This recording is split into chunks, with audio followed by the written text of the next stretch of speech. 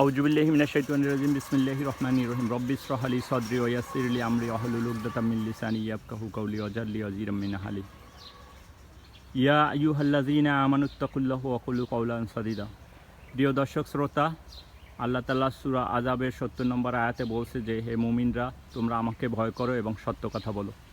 আপনাদের সাথে আমি কিছু সত্য কথা শেয়ার করার চেষ্টা করব, যাতে আপনারা ক্ষতি থেকে রেহাই পেতে পারেন। প্রিয় দর্শক শ্রোতা, আমাদের দেশে কিছু লোক, আমরা যারা সৌদি খেজুর চাষ করি, এই সৌদি খেজুরের আমাদের সব বাগানের ছবি আপনাদের সাথে শেয়ার করে অনলাইনে প্রতারিত করে।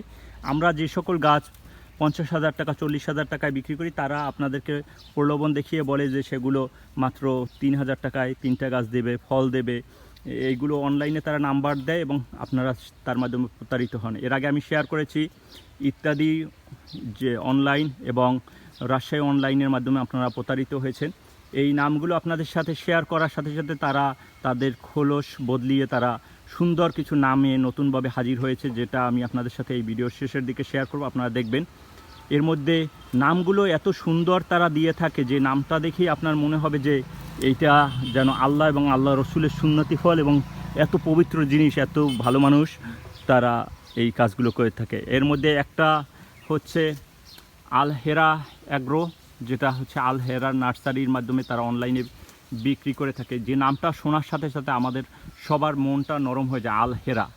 আর একটা হচ্ছে মক্কা নার্সারি। দুইটাই পবিত্র ভূমির নাম ব্যবহার করে তারা অনলাইনে মানুষকে প্রতারিত করে এবং এই ভিডিওগুলোর মাঝখানে আমাদের বাগানের ছবি, যেসব গাছ আমি এর আগে দেখিয়েছি অফশোর চারায় ফল আসছে, ওই সব ছবি আপনাদের সাথে শেয়ার করে তারা প্রতারণা করে এবং আপনাদের টাকাগুলো নিয়ে যায়।